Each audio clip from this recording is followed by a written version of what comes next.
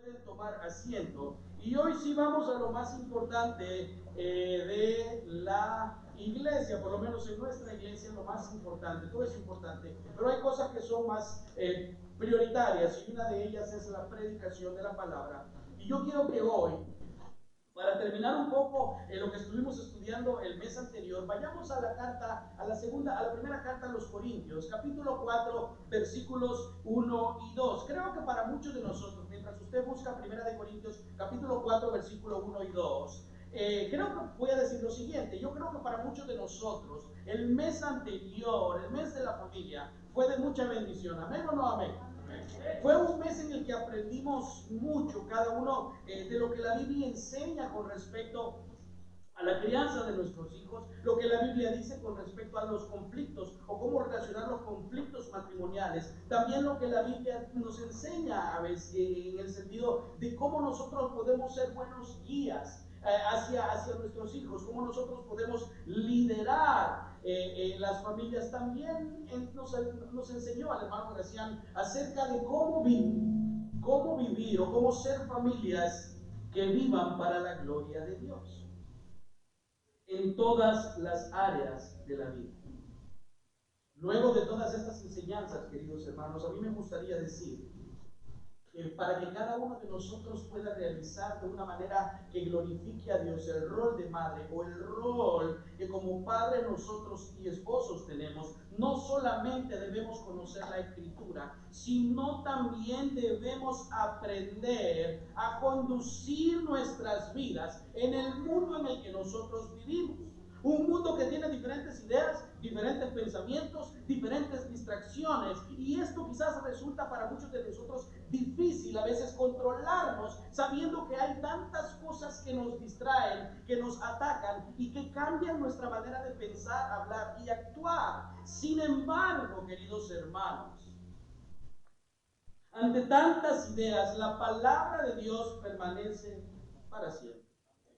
Y la verdad de Dios es la misma desde desde el inicio de la creación de todas las cosas hasta la consumación de todas las cosas. La Biblia se cumplirá y la Biblia es la única verdad que los hombres debemos creer, no de una manera dogmática, sino porque la Biblia dice quiénes somos, qué hizo Cristo por nosotros los pecadores y hacia dónde vamos, no gracias a nosotros, sino a lo que Cristo ya hizo en la cruz por nosotros. Por lo tanto, cada uno de nosotros debe también aprender como lo que la Biblia enseña. ¿Y qué es lo que la Biblia enseña? Que cada uno de ustedes es un mayordomo. Cada uno de ustedes es un mayordomo. ¿Qué es un mayordomo? El que sirve la comida. Bueno, dejémoslo ahí, claro. ¿Qué es un mayordomo? Cada uno de nosotros, vamos a ver más adelante qué es un mayordomo, pero cada uno de nosotros, dice la Biblia, que debemos ser buenos mayordomos. Y es por eso que a esta enseñanza le hemos titulado, seamos mayordomos fieles. Seamos mayordomos fieles. ¿Está conmigo en la primera carta de los Corintios, capítulo 4, versículo 1 y 2, hermanos? Así pues, téngannos los hombres por servidores de Cristo y administradores de los misterios de Dios. Ahora bien, se requiere de los administradores que cada uno sea hallado, ¿qué dice? Fiel. Se requiere de los administradores que cada uno sea hallado fiel. La Nueva Traducción Viviente lo dice así. Así que a Apolos y a mí considérennos como simples, ¿qué dice Pablo? Siervos de Cristo, a quienes se nos encargó la tarea de explicar los misterios de Dios. ¿Cuál misterio de Dios? El Evangelio, Cristo, nuestro Redentor, el Mesías. Y dice Pablo al final, ahora bien, alguien que recibe el cargo de administrador debe ser fiel. Señor, venimos una vez más delante de ti, Señor, a suplicarte que puedas darnos la sabiduría y el entendimiento, Señor, para comprender tu palabra. Señor, te suplico que de la misma manera en la que has hablado a mi vida y has sacado a luz mi pecado por medio de esta enseñanza. Tu palabra se encargue de sacar el pecado que mora en nosotros. Te suplico que nos ayudes a entender y a poner nuestra vida a la luz de la Escritura para saber, Señor, lo que somos, si somos lo que decimos que somos, y si vivimos acorde a lo que tu palabra dice que debemos vivir. Ayúdanos, Señor, en esta hora, a que también nuestra alma pueda ser redarguida y consolada por medio de tu palabra. En el nombre de Jesús. Amén. Entre el capítulo 3 y el capítulo 4, usted puede leerlo en su casa si usted gusta llegar o a regresar durante la semana. Entre el capítulo 3 y el capítulo 4, el apóstol Pablo menciona 3 palabras importantes para referirse no solamente a sus discípulos, sino también para referirse a todos aquellos que son creyentes. Pablo menciona 3 palabras: colaboradores, administradores, fieles, que viene de la palabra fidelidad. Colaboradores, administradores, fidelidad. La iglesia en Corinto era una iglesia llena de problemas, era una iglesia llena de divisiones, llena de diferentes pensamientos. Los hermanos discutían y se peleaban por saber quién predicaba mejor, quién enseñaba mejor, quién cantaba mejor, y era una cantidad de problemas, obviamente producidos por el pecado, los que esta iglesia enfrentaba. Entonces Pablo escribe esta carta para solucionar o para tratar temas que eran importantes para Pablo, tratarlos con los hermanos de la iglesia. Y entonces Pablo les dice, y vuelve a un principio bien básico, Pablo aquí. Y Pablo, el principio básico que Pablo está dejándonos ahí entender un poco, ni tan oculto, pero sí bien entre oculto y clarito, Pablo está diciéndole a la iglesia: todo lo que tenemos, todo lo que somos, todo lo que vemos, le pertenece al Señor, dice Pablo. Y lo que yo soy, dice Pablo, yo soy un colaborador de Dios. Pablo está diciéndole a la iglesia que él era nada más un siervo, como lo vimos en la otra Biblia, que estábamos en la otra versión, en la nueva traducción viviente. Pablo está diciendo: yo solo soy un colaborador, un administrador, que debo manejar fielmente lo que Dios me ha encomendado. Y Pablo le dice y le recuerda a la iglesia, y yo le recuerdo a usted esta mañana, que lo primero que Dios le ha encomendado a usted no es cuidar a su esposo, ni a su esposa, ni a sus hijos. Eso está implícito ahí, obviamente. La familia es lo más importante después de Dios. Pero Pablo le está diciendo a la iglesia un principio bien básico: que nosotros somos administradores de los misterios de Dios. Es decir, la iglesia es la encargada de predicar el evangelio y de dar a conocer el evangelio y de hablar de Cristo con las personas fuera de la iglesia, sin diluir el mensaje. Dios creó todo bueno, el hombre pecó y Cristo resolvió todos los problemas de pecado de la humanidad en la cruz del Calvario. Entonces Pablo se refiere y le dice a la iglesia: ustedes son los administradores de predicar este mensaje. Pero un momento más, Pablo también se refiere en esta porción de la Escritura, en un sentido más amplio, a que debemos utilizar todo lo que Dios nos ha provisto para Él. Hermanos, cuando nosotros escuchamos el término mayordomía en una iglesia, ¿qué piensa usted? Dinero, ¿sí o no? O van a hablar de las ofrendas. Ay, cuando dicen van a hablar de mayordomía, todos pensamos en ofrendas, en tiempo, en dinero, y ahora es un buen día para no ir. Porque van a predicar de mayordomía, dice el pastor o dicen los hermanos. Sin embargo, hermano, el término mayordomía va más allá de nuestra mente limitada de pensar que solo estamos hablando de dinero. Y me gustó la definición que el pastor Héctor Salcedo, en su libro Finanzas Bíblicas, y de hecho se lo recomiendo, dijo o nos dio con respecto a mayordomía. Y él decía lo siguiente: un mayordomo es alguien que por delegación de alguien superior administra o supervisa propiedades, dinero u otra cosa de valor que puede incluso ser, ¿qué dice? Los hijos, la esposa, el esposo. Un mayordomo es una persona que Dios le ha encomendado. Que Dios le ha encomendado varios recursos para que los administre. manejar. Tuvimos que aprender cuando crecimos o cuando ya fuimos adultos. Es increíble que en este país, hermano, todavía hay personas que no saben barrer. Vamos a hacer un taller con los jóvenes para enseñarles a barrer. En serio, hermanos. Lo voy a hablar con los hermanos. Que pongan a cortar, que lo pongan a hacer algo. Que cambien llantas. Pasen de un lado a otro para que aprendan. A muchos de nosotros no nos enseñaron, hermano, a hacer cosas básicas como barrer, como limpiar. A muchos de nosotros no nos enseñaron la importancia o lo importante que es el estudio, que es el leer un libro. A muchos de nosotros nunca nos enseñaron lo importante que es el trabajo. Por eso no nos importa si nos echan de uno. Busco otro, no me importa. No nos enseñaron a valorar las cosas, y más aún en este país tan materialista en el que vivimos, en donde todo es desechable.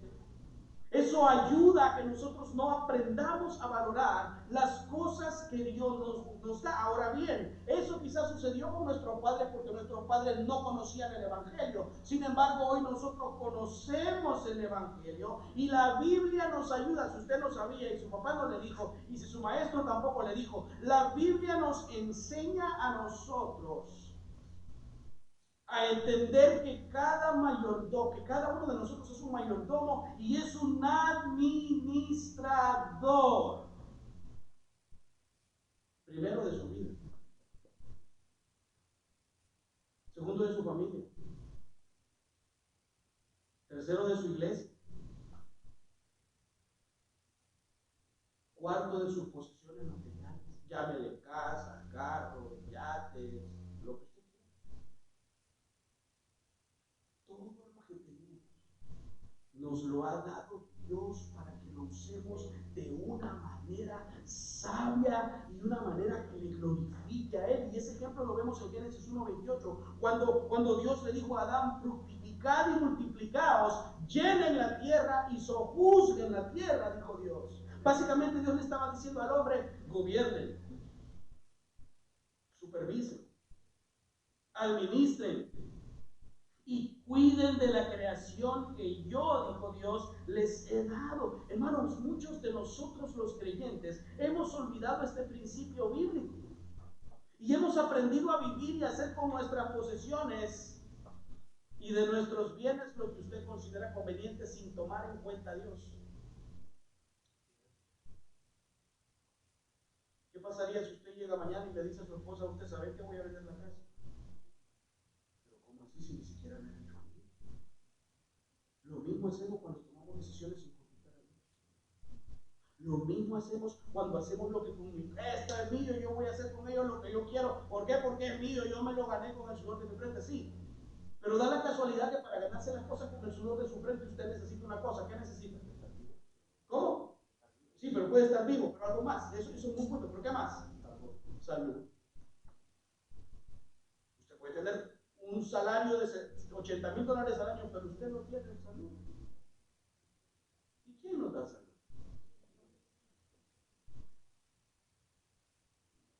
Usted no es dueño de su propia vida. Yo no soy dueño ni siquiera de mi propia vida. Y es triste que muchos creyentes de que decimos estar por años en el Evangelio todavía tengamos actitudes de niños y vivamos sin tomar en cuenta al dueño de todas las cosas, porque hay un solo dueño de todo, y no usted. Hay uno solo y no es usted, tampoco yo. Es el Señor. Y ese dueño de todas las cosas nos ha dado todo lo que tenemos, sea poco o sea mucho. Fíjese bien. Pero ese dueño va a venir un día y le va a pedir a usted cuentas.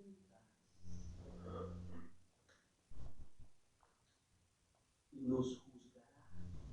No para condenación si estamos en Cristo, pero nos va a juzgar por la manera en que hayamos usado todo lo que Él puso en nuestras manos. Y cuando digo todo, es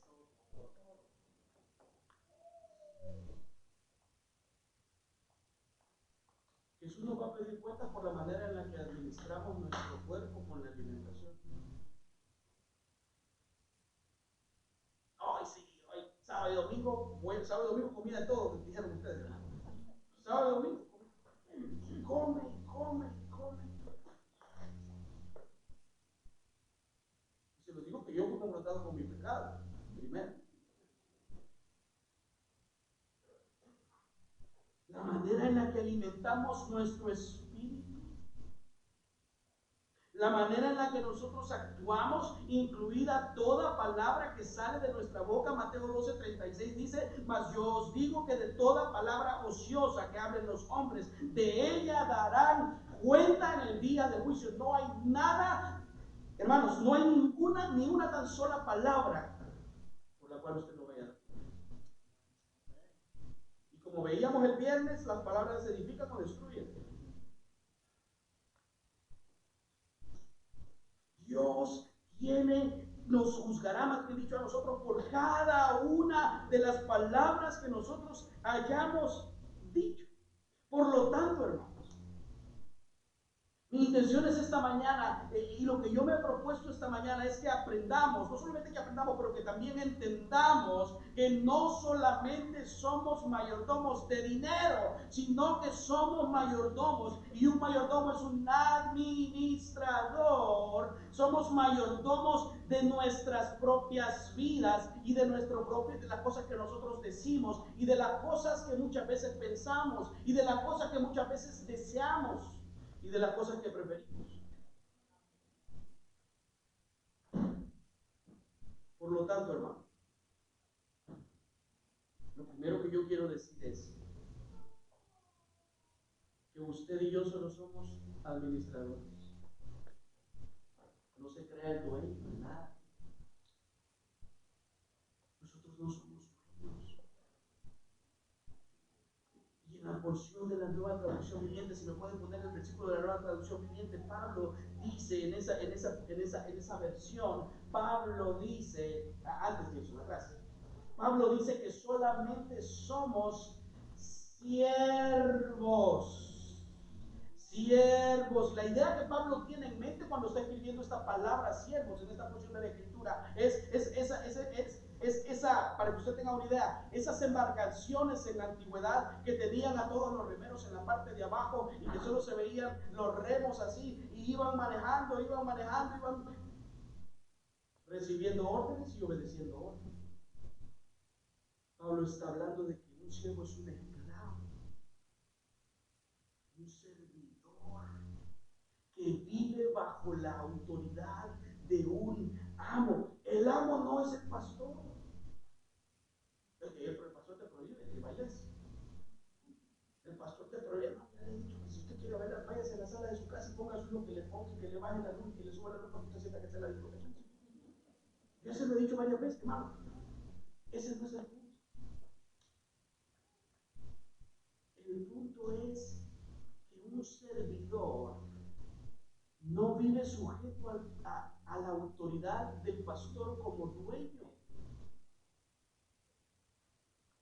Al igual que el pastor, que los discípulos en el Nuevo Testamento, tenían una función, la cual era administrar y servir las iglesias. El pastor solo es un servidor y es un administrador. Yo tengo el mismo espíritu que usted tiene, pero mi rol dentro de la iglesia es diferente al suyo. Entonces, de la misma manera en la que respetábamos a los pastores o a los discípulos en el Antiguo Testamento, el pastor también merece respeto, merece oración y merece ayuda. Pero el amo de las ovejas no es el pastor. Dios me ha dado unas ovejas a mí y yo voy a responder por esas ovejas, pero usted le pertenece al Señor. Mi amo es el Señor y yo debo servirle a usted por amor, pero yo debo saber que Dios me va a juzgar por todas las cosas que hagamos. Ese es el punto importante aquí, hermanos. Es por eso que Colosenses capítulo 1, versículo 15 y 16 dice: Él es la imagen del Dios invisible. ¿Quién? Cristo, el primogénito de toda creación, porque en Él fueron creadas todas las cosas, las que hay en los cielos y las que hay en la tierra, visibles e invisibles, sean tronos, sean dominios, sean principados, sean potestades, todo fue creado por medio de Él. ¿Para quién?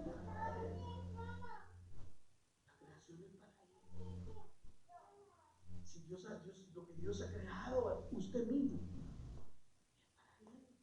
Todo fue creado para Él. Por lo tanto, hermanos, si tenemos un dueño, eso nos da la idea a nosotros que dependemos de alguien. Debemos pedirle sabiduría al dueño para que nos ayude a ser buenos administradores.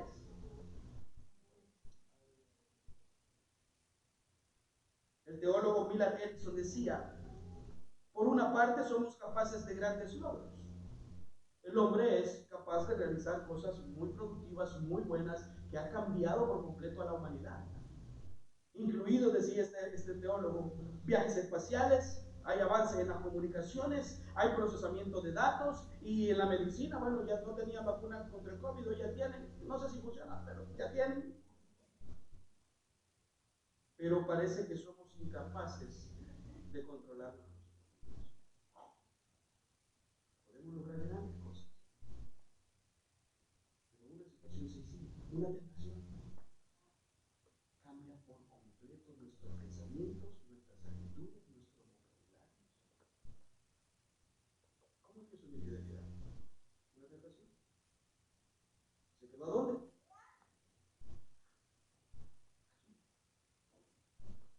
Y ahí la concupiscencia nos ayuda a empezar, tramar, pensar, planificar. Cosas sencillas nos controlan. Por lo tanto, hermanos, debemos reconocer que sin la ayuda de Dios nosotros no podemos hacer nada. No podemos controlar nuestros pensamientos, no podemos controlar nuestros deseos, nuestras acciones, no podemos controlar ni siquiera la lengua. Pero Cristo sí puede. Ese es el punto.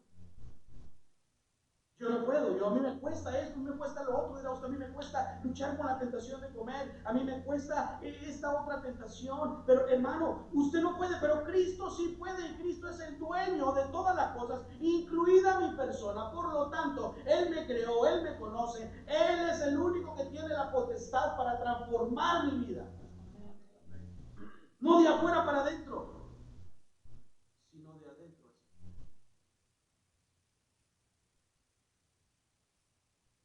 Luchemos contra el pecado. Aprendamos a ser mayordomos, administradores de nuestro cuerpo, y aprendamos a seguir Lucas 9:23. Niéguese a sí mismo, tome su cruz y sígame. Pero la autonegación es tan difícil si la hacemos en nuestras fuerzas, pero si le pedimos al Señor, Él tiene todo el poder, y nos dará y hará todo lo que sea necesario para que nosotros resistamos la tentación. Interesante, ¿verdad? Dios es omnipotente. Dios tiene todo el poder para ayudarnos a usted a resistir la tentación. El punto importante, hermanos, es cierto que el pecado contaminó nuestra naturaleza. El pecado está en nuestra naturaleza. Nacemos en pecado. Pero una cosa diferente es tener una naturaleza pecaminosa, y otra muy diferente es llevar esa naturaleza pecaminosa a la acción. Ahí se convierten en pecados. El enojo descontrolado lleva a los hombres a la locura. ¿Usted está pensando en eso? ¿Qué pasa con Putin? Molesto, enojado, algo más, quiere poder, más poder, quiere recuperar ese territorio que le pertenecía antes a ellos, etcétera, etcétera, etcétera. Pero una persona molesta, no molesta, enojada, es capaz de hacer cualquier locura. El proverbio dice: el que fácilmente se enoja. Y hablaba con mis hermanos mexicanos, y les preguntaba: hermano, ¿no vieron lo que pasó en México ayer? Dos equipos estaban jugando en un estadio, y hay como 20 heridos, no sé si hay muertos, porque una noticia dice que hay muertos, otra noticia dice que no hay muertos, así que quién sabe. Pero ¿cómo empieza eso? Se enojaron por algo. Y ese enojo los llevó a perder la sensatez, a perder el control. Y eso es lo que el creyente ahora tiene en el Espíritu, según Gálatas capítulo 5, versículos del 22 en adelante, cuando dice que Dios nos da templanza, Dios nos da autocontrol por medio de su Espíritu. Por lo tanto, hermanos, no hay nada que nosotros hagamos o dejemos de hacer que Dios no tenga la capacidad para ayudarnos a realizar. Cada uno de nosotros tiene la capacidad, hermanos, para resistir la tentación. Y eso incluye también el enojo. Pero no nos dejamos moldear por el Espíritu. No permanecemos en el Espíritu, no permanecemos en la Escritura. Vivimos diciendo que somos creyentes, pero actuando de una manera diferente. Y el creyente obedece, el creyente permanece en la palabra, el creyente no deja de congregarse en la semana, el creyente se congrega los domingos, el creyente participa activamente en la vida de la iglesia. Esa es una verdad según Hechos capítulo 2. Y la iglesia estaba junta y compartían todas las cosas, se animaban. Y yo les decía a los hermanos que están tomando la clase, les decía, ¿por qué Dios los mandó de dos en dos? ¿Por qué Jesús, más bien dicho, los mandó de dos en dos a predicar? ¿Y por qué no los mandó individualmente? Porque hay un sentido de comunidad, para que se animen, para que se ayuden, por si uno se enferma. Eso es la iglesia, hermanos. Por eso es que es importante que nosotros permanezcamos firmes y que permanezcamos también, o que aprendamos, más bien dicho, a controlar nuestras vidas. Hermanos, algunos somos expertos en mentir. ¿Para qué sos bueno tú? Para mentir. Hermano, un mayordomo, un buen mayordomo dice la verdad que le cuesta. Un buen mayordomo reconoce su orgullo. ¿Y el pastor? Sí, el pastor. Debemos aprender a decir siempre la verdad. Un buen mayordomo no es soberbio ni orgulloso, sino que es humilde. Un buen mayordomo no es impulsivo ni se enoja por todo, sino que es manso y paciente. Un buen mayordomo tiene una buena actitud hacia el servicio en la iglesia. Un buen mayordomo sigue instrucciones.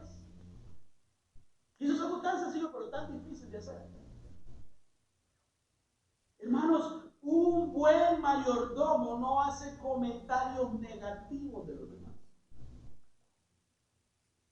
Hermano, ¿usted sabe el poder que tiene nuestra lengua para destruir? ¿Usted sabe que muchas iglesias se destruyen por la lengua? ¿Usted sabe que matrimonios se separan por la lengua? ¿Que compañías se vienen abajo porque los empleados están enojados? Y habla el uno, habla del otro, y llega donde el jefe y le pone queja de uno, y llega el otro y le pone queja del otro, total. ¿Y qué genera la lengua? Disensión. ¿Y qué dice la Escritura? Que donde hay disensión, no solamente nos falta pecado, sino que la presencia de Dios no está ahí. Entonces, hermanos, debemos saber que todos podemos controlarnos, todos podemos ser buenos mayordomos cuando luchemos contra el pecado. No gracias a nosotros y a nuestro esfuerzo, sino gracias al Espíritu Santo de Dios, que nos ha capacitado para resistir cualquier tentación que venga a nuestras vidas. Hermanos, algunos no somos buenos administradores de nuestro tiempo.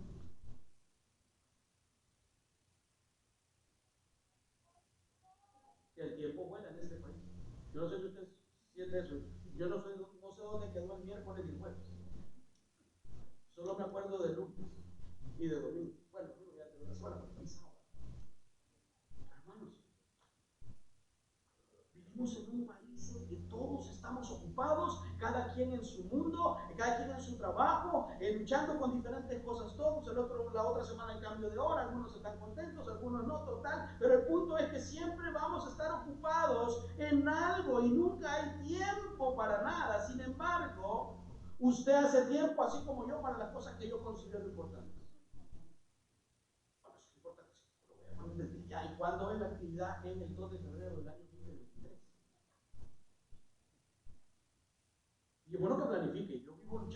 hermanos y les digo, planifique hermano, apunte hermano, dígame cuándo lo va a hacer hermano, comuníquense hermano, comuníquense hermano, comuníquense hermano. ¿Por qué? Porque es importante. Sin embargo, cada uno de nosotros hace tiempo para las cosas que considera importantes. Y le hago un reto. Cuando salga de aquí, váyase a su teléfono, los que tienen iPhone, y póngale screen time. Screen time. Y ahí usted va a ver cuánto tiempo usted desperdicia u ocupa en cada aplicación de su teléfono. Y no me vaya a decir que no tiene tiempo. Vaya, le hago esa. Ve cómo tiempo es. Eso lo hago antes de dormir. De las 9 a las 10 o de las 10 a las 12. Por eso es que suma bastante. Hermano, hacemos tiempo para las cosas que consideramos importantes. Y si Dios no está dentro de ese tiempo que usted hace durante la semana, Dios para usted, uno, no es importante, y dos, usted está siendo un mayordomo que está viviendo en pecado. ¿Por qué? Porque las cosas prioritarias son prioritarias y todo lo demás o algunas cosas pueden ir en segundo lugar. Pero muchos de nosotros ni siquiera pasamos tiempo con la esposa ni con la familia. Yo les digo a los de matrimonio, salgan solos. Dejen a sus hijos con alguien, pídale que se lo cuide. Pero salgan como matrimonio. Salgan con si tenemos varios, 2, 3 hijos, salgan una vez con cada uno. Y luego salgan juntos, hermano, pero haga tiempo para las cosas que son importantes.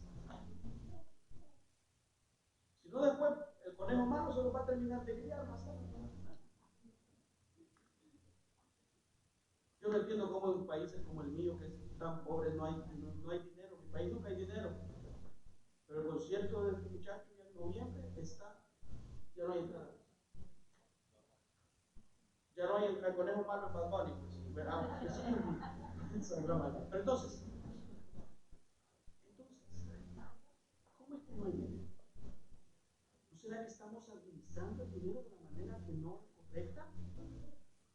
Claro, ahí usted dirá, ellos quizás no son creyentes. Y nosotros, los creyentes, ¿cómo estamos invirtiendo nuestro tiempo? ¿Cómo estamos invirtiendo nuestros recursos? Hermanos, debemos pensar, miren, otro aspecto, otra área importante en la que nosotros debemos ser buenos administradores es con nuestro cuerpo. Debemos pensar si lo que hacemos agrada a Dios, si la manera en la que comemos agrada a Dios, si la manera en la que nos vestimos agrada a Dios, si la manera en la que nos tatuamos, para usted que quiere ponerse un tatuaje, glorifica a Dios o no. Si la manera en la que usted se está ejercitando o si no está haciendo ejercicio. Hermanos, la Escritura nos habla de todas las áreas de la vida. Y nos enseña la manera en la que nosotros debemos vivir y debemos actuar. Y miren hermanos, y eso de nuestro cuerpo, de administrar nuestro cuerpo es algo bien importante, porque la bandera de las personas pro aborto es mi cuerpo, mi decisión. Entonces, hermano, nosotros pensamos que esas cosas Dios no las ve. Dios ve todo lo que sucede a nuestro alrededor y Dios nos va a pedir cuentas cuando estemos delante de su presencia. Y esto mismo que nosotros vemos en las áreas de pecado nuestro, en la manera en la que administramos el tiempo y la manera en la que administramos nuestro cuerpo, lo mismo sucede en las iglesias. El pastor es el que administra el dinero. Si algo falta, revisa la cuenta. El pastor es el que administra los ministerios de la iglesia. Y amén, hermanos, es cierto. Es cierto. Yo no administro personalmente el dinero. No toco el dinero. Pero si lo administro, es decir, si sabemos en qué se gasta y cómo se gasta. Porque eso es importante para la salud de ustedes y la salud mía. Pero también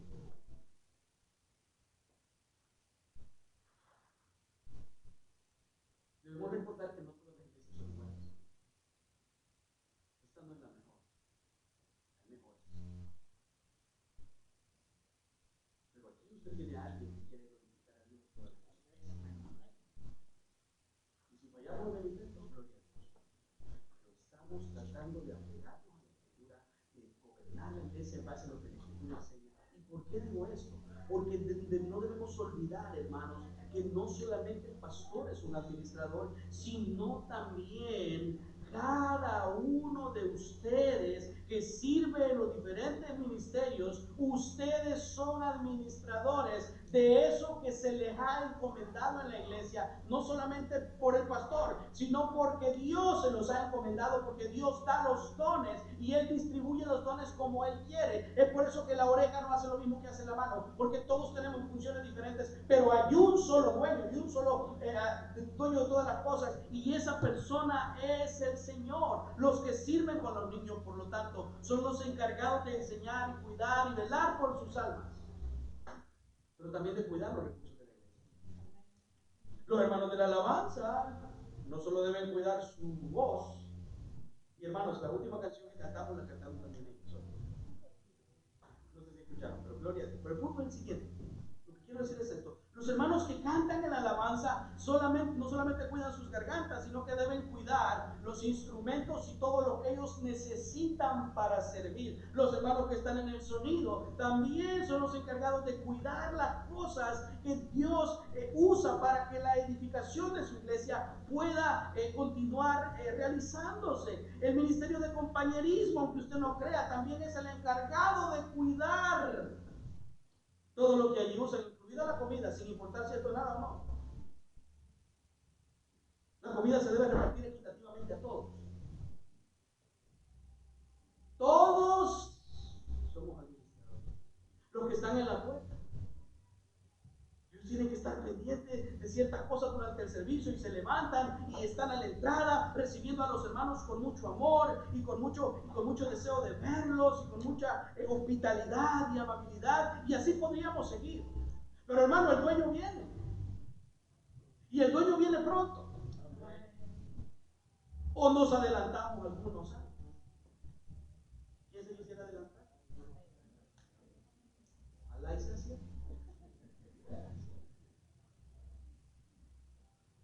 Pero el dueño viene. Y de eso es un buen ejemplo lo que leyó el hermano Ives. Los talentos son esto, los talentos son lo otro. No, lo importante ahí es que hubo un dueño que encomendó algo y 3 de esas personas, 2 lo administraron bien, 1 no lo administró bien y 2 tuvieron su premio, pero el que no administró bien también tuvo su premio. ¿Usted como cuál de cuál tipo es, más bien?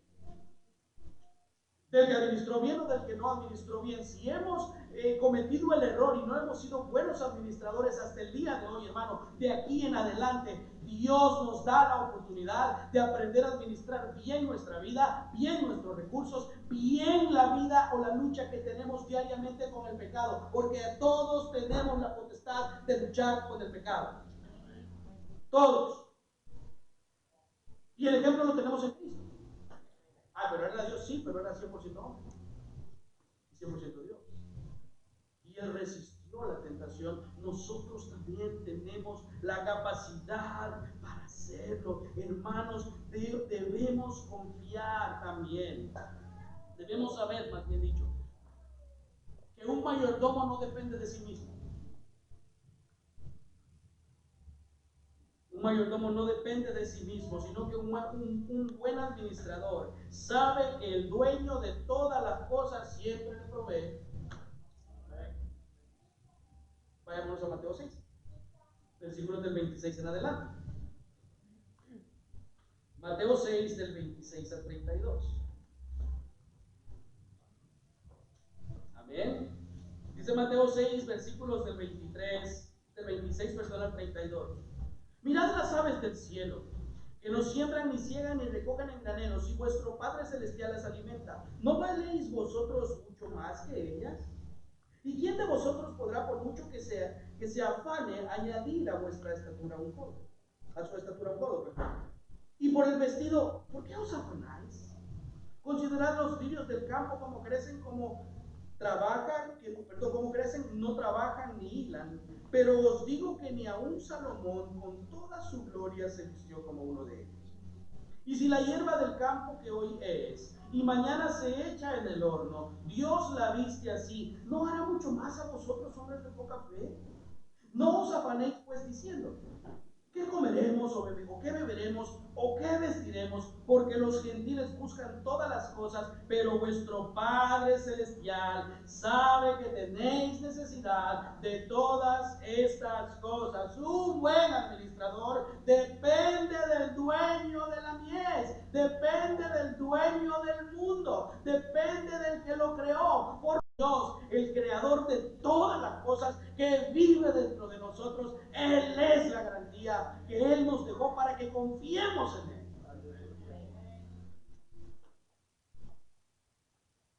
Pero un buen mayordomo es trabajador y esforzado.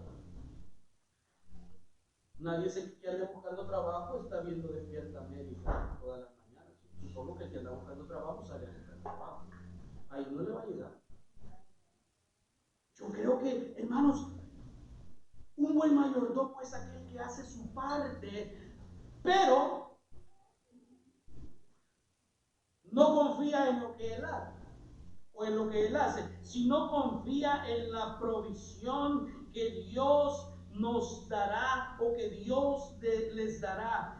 Nosotros los mayordomos, los que tratamos de glorificar a Dios siendo buenos administradores, sabemos que Dios nos proveerá, y si no nos provee, eso no quiere decir que Dios se haya olvidado de nosotros. Si Dios no nos provee, tampoco quiere decir que no le importemos, porque es usted que se siente así.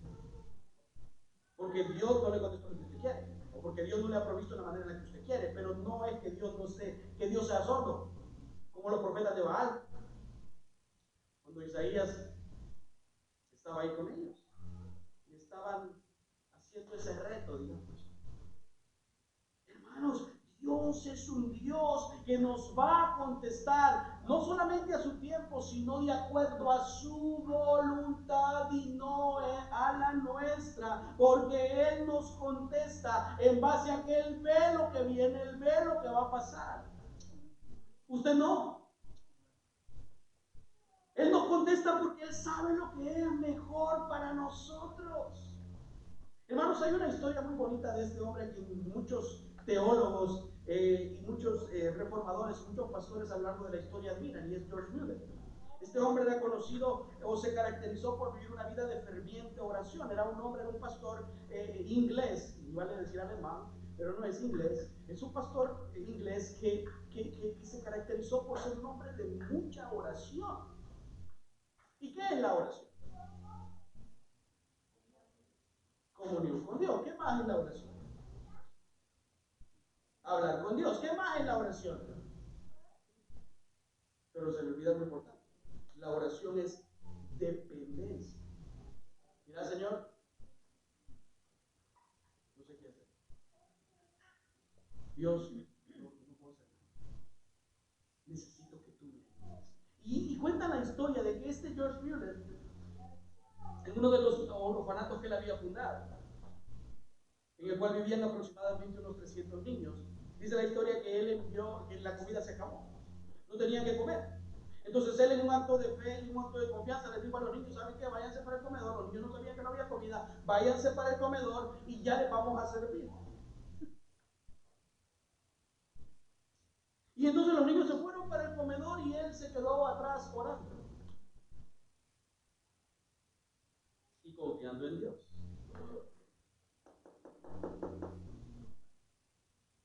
Luego de unos minutos de estar orando, alguien tocó la puerta. Y era un panadero. No el hermano de la iglesia, otro. Y era un panadero. Y le dijo: pastor, le dijo, Señor, como usted quiera, toda la noche no he podido dormir bien, porque Dios me dijo que esta mañana trajera este pan.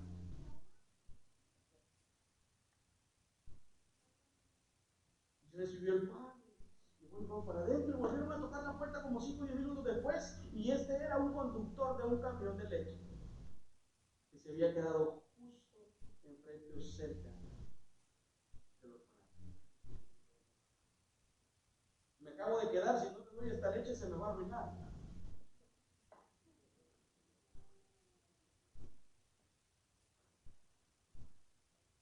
casarme, creo que la historia ya se clara, se interpreta, pues todos se saciaron de alimentos. Hermanos, tenemos un Dios que provee. Tenemos un Dios que bendice. Tenemos un Dios que da.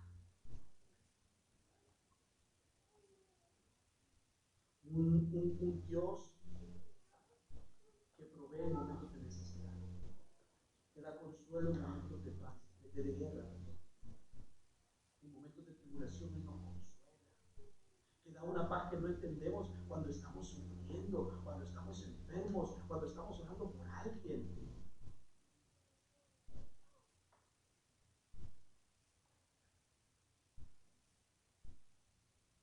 A veces solo dan ganas de llorar, hermano.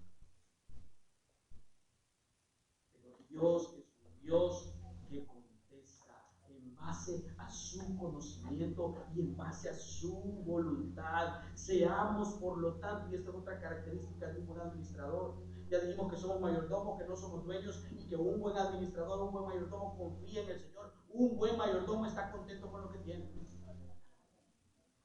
Deja de andar viendo a la esposa del otro y a las muchachas del otro, vea la suya. Esté contento con la mujer que Dios le dio, con el hombre que Dios le dio. Esté contento con todas las cosas que Dios nos dio. Vayámonos a Filipenses, capítulo 4, versículo 11 al 13. Filipenses, capítulo 4, versículos del 11 al 13.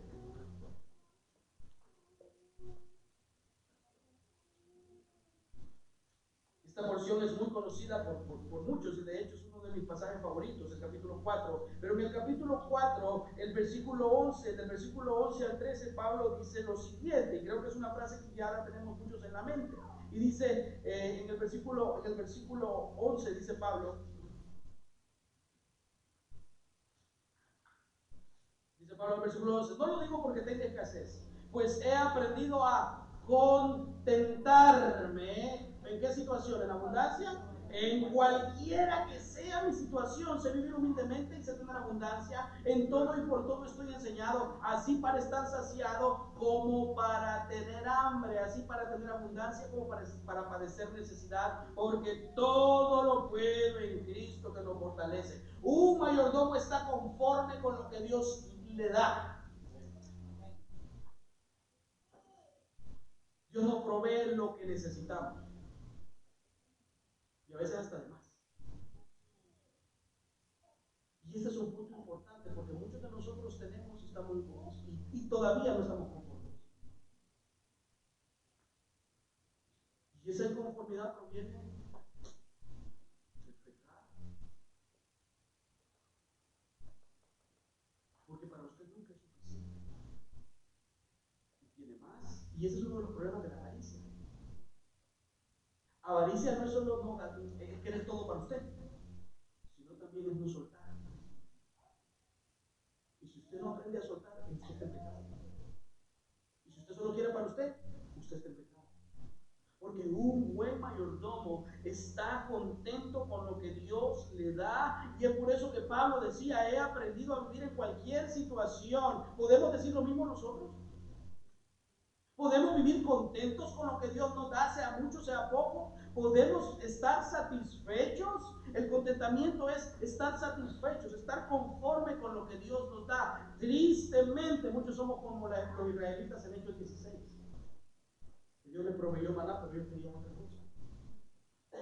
Hermanos, aprendamos a vivir como a Dios le agrada. Y lo último que me gustaría decir es que un mayordomo, un buen administrador, es generoso y comparte intencionalmente. Intencionalmente, es decir, a propósito, no solo por hacer. Proverbios 11:24 en la Nueva Traducción Viviente dice lo siguiente: da con generosidad. Y si usted alcanza a observar, la generosidad está un poquito más marcada en la letra. Y será más, ¿qué dice? Más rico. Sé tacaño y lo perderás todo. El generoso prosperará, y el que reanima al otro será reanimado. La gente maldice a los que acaparan el grano, pero bendice bendice al que lo vende en tiempo de, ¿qué dice? De necesidad. El generoso es bendecido y el tacaño se dirige a la pobreza. ¿Es usted generoso o tacaño? ¿Soy yo generoso o tacaño? Y miren, hermanos, yo quiero agradecer a todos los hermanos que ofrendan en esta iglesia, que dan, que apoyan el trabajo que nosotros estamos haciendo, no solamente por medio del dinero, sino también por medio de la oración, por medio del servicio. Pero sé que muchos de nosotros todavía tenemos un pensamiento diferente con respecto al dinero. Porque tenemos esa situación de que hemos visto en otro lado, hemos oído lo que ha pasado en otro lado. Hermano, probad los espíritus para saber si son de Dios. Y usted que está sentado ahí, pruébeme a mí. Pruébeme. Vea si lo que yo digo es bíblico o no. Que tristemente muchos hermanos salen de iglesia y se van a iglesia de otra denominación. Y no me cosa cada quien. Prueben los espíritus para saber si son de Dios. Y muchos de nosotros, hermanos, no entendemos este principio de ser generosos. Y muchas veces no somos generosos porque no podemos serlo, pero muchas veces no somos generosos porque hay un problema del corazón. Y el problema del corazón,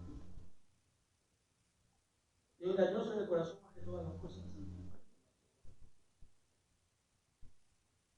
Si hay un problema en mi corazón para ser generoso porque hay pecado.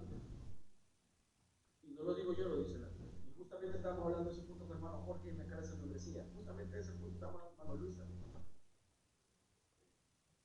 Hermanos,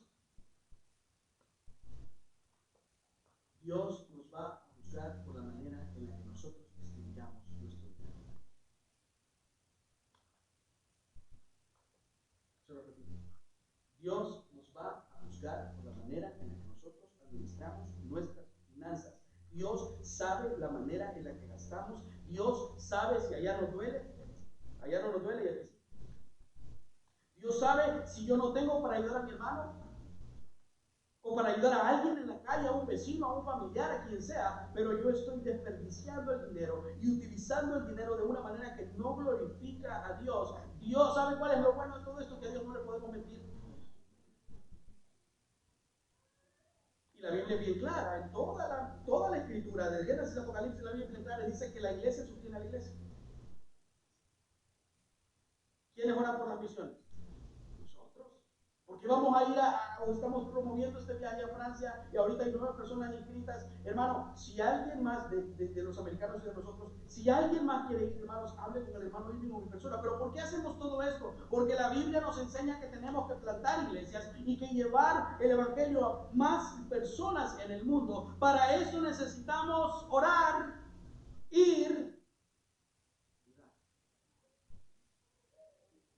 Hermano, yo no le estoy diciendo nada que la Biblia no diga. No es responsabilidad de las demás iglesias sostener esta iglesia.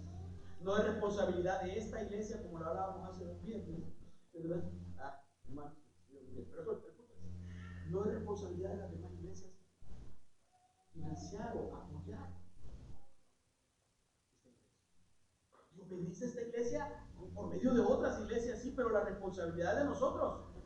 No debemos pensar, bueno, si ya entró ese dinero, ¿yo para qué voy a poner? Eso se llama pecado. Y no lo digo yo, lo dice la Biblia, porque el creyente Dios le manda a que sea que obediente, no solo con los versículos que nos gustan, porque somos obedientes con los versículos que nos gustan, pero cuando el versículo está un poquito, ¿verdad? No hayamos ni qué decir. Y ese versículo, entonces hermanos, el punto importante aquí es que es nuestra actitud la que nos muestra a nosotros mismos y a Dios nuestro pecado. Y es por eso que Pablo le dice a la iglesia en Corinto, en la segunda carta a los Corintios, capítulo 9, versículo 7, cada uno de como propuso en su corazón, no con tristeza, ni por necesidad, porque Dios ama al dador alegre. La actitud, no es la cantidad, es la actitud respecto a ser generoso, la que dice si estoy pecando o estoy glorificando a Dios por medio de mis finanzas. No debo de manera obligada. Yo sé que nadie lo hace así, pero esto es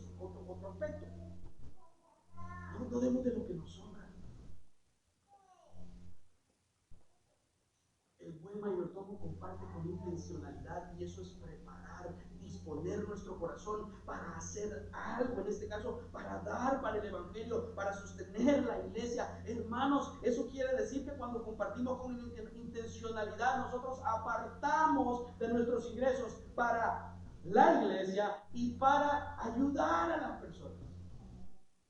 Y si alguno tiene dudas, vayamos a la escritura después.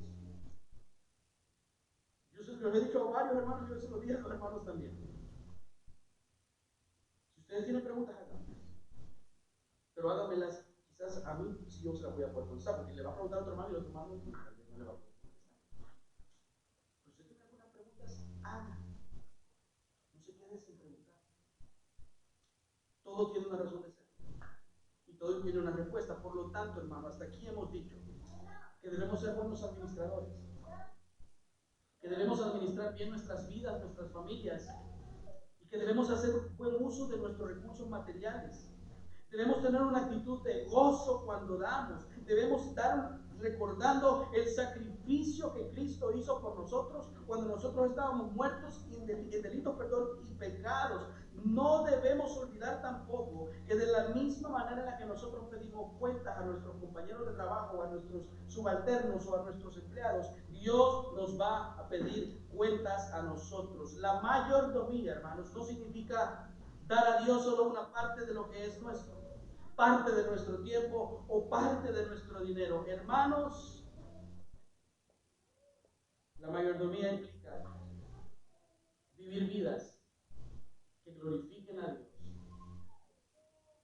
desde que Él nos encontró, desde que Él nos dio. Por eso es que Pablo le dice en la primera carta a Timoteo, capítulo 1, versículo 17, por tanto, al Rey de los siglos, inmortal, invisible, al único y sabio Dios, sea honor y gloria por los siglos de los siglos. Amén. Hay un solo dueño, y ese dueño es Cristo el Señor. Vamos a ponernos en pie y vamos a cantar una vez más una pequeña estrofa nada más, hermanos, para terminar. Y hermanos,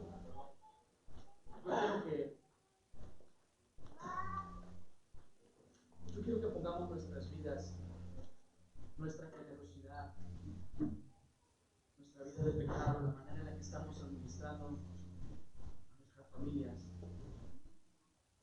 a la luz de la Escritura esta mañana.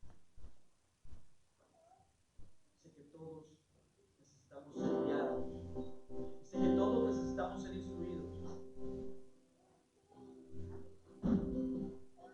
Yo quiero que para finalizar podamos cantar y luego terminar orando.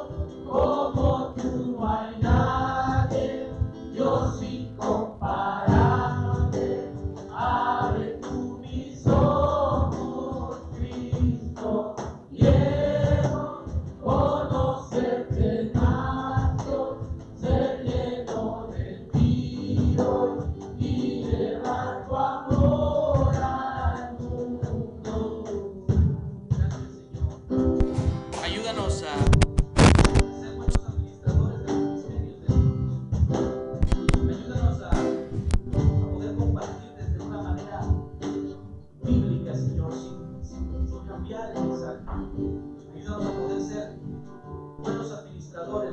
mensaje del Evangelio y a recordar, Señor, que ese es nuestro propósito principal en este mundo. Ayúdanos, Señor, a no olvidar que nuestros vecinos, familiares, amigos, compañeros que han muerto o que mueran sin Cristo van al infierno.